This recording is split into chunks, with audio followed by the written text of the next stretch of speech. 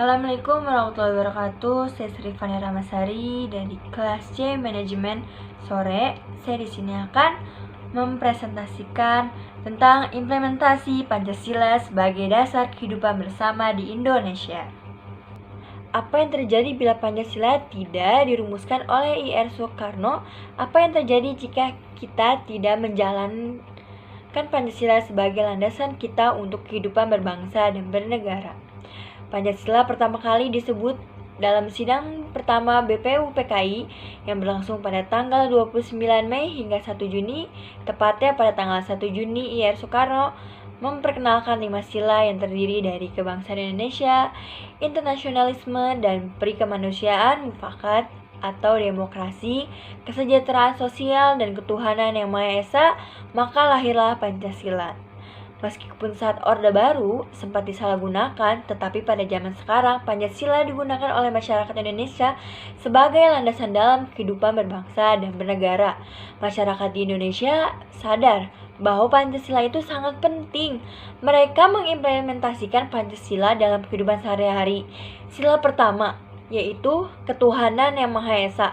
Dalam kehidupan sekarang, setiap manusia di Indonesia dijamin kebebasan dalam menjalani kepercayaannya masing-masing. Masyarakat kini dapat menjalani kepercayaannya dengan tenang tanpa gangguan intoleransi. Di sila ini, masyarakat juga diminta agar tidak menindas agama lain dan harus menjunjung tinggi kerukunan umat beragama antara satu dengan yang lain. Sila kedua, kemanusiaan yang adil dan beradab. Di sila ini, semua masyarakat negara Indonesia memiliki hak yang setara dalam pemenuhan kesejahteraan. Selain itu, juga kesetaraan dalam kehidupan yang layak, hak politik, hukum, dan semua hal yang telah diatur di undang-undang tanpa melihat suku dan ras warga negara Indonesia tersebut. Sila ketiga yaitu persatuan Indonesia. Di sila ini, kita semua warga Indonesia tidak boleh melakukan aksi-aksi yang dapat merenggakan persatuan dan kesatuan negara kita, seperti melakukan tindakan terorisme, intoleransi, gerakan separatis, dan hal-hal yang serupa. Sebagai warga negara Indonesia yang baik, kita harus tetap menjaga keutuhan negara kita. Kita harus menghindari tindakan-tindakan yang dapat memecah belah negara kita. Yang sila keempat itu, kerakyatan yang dipimpin oleh hikmah kebijaksanaan dalam permusyawaratan perwakilan. Dapat dilihat bahwa banyak sekali kasus ataupun masalah yang terjadi di negara kita yang menunjukkan penerus sila keempat ini. Contohnya, banyaknya kasus sengketa pilkada yang harus diakhiri di MK. Hal ini semakin parah karena masyarakat disuguhkan oleh matinya sikap dan menghormati pendapatan orang lain. Demokrasi dan rasa legowo di hati para pihak yang kalah seolah-olah sudah mati sejak lama.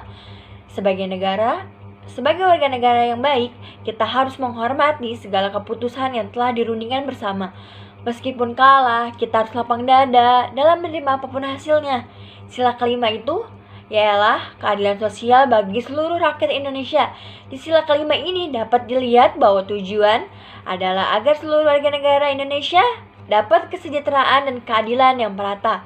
Seluruh rakyat Indonesia berhak mendapatkan kehidupan yang layak, penghormatan terhadap hak asasi manusia, perlindungan keamanan, dan hukum yang seutuhnya. Dan semua hal yang berkaitan dengan kesejahteraan warga negara. Meskipun banyak pihak yang ingin memecah belah negara kita dengan mengganggu nilai-nilai Pancasila, kita tidak boleh goyah. Kita harus berpegang teguh pada Pancasila yang menyatukan Indonesia yang sangat luas ini. Nilai-nilai Pancasila merupakan hasil kerja keras para leluhur kita yang ingin Indonesia dapat hidup dengan damai dan tentram. Kita sebagai anak muda harus bisa selalu menjaga keutuhan nilai-nilai Pancasila agar tidak pudar karena budaya-budaya luar yang masuk ke Indonesia, sehingga sekarang ancaman bisa datang dari mana saja.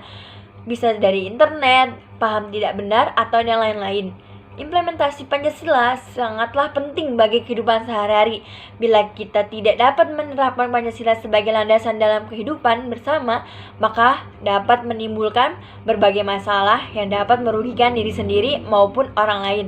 Oleh karena itu, kita tidak boleh yang namanya lupa untuk selalu melandaskan Pancasila dan tetap menjaga keutuhan dan nilai Pancasila itu sendiri. Jika bukan kita yang menjaga, menerapkan Pancasila, siapa lagi?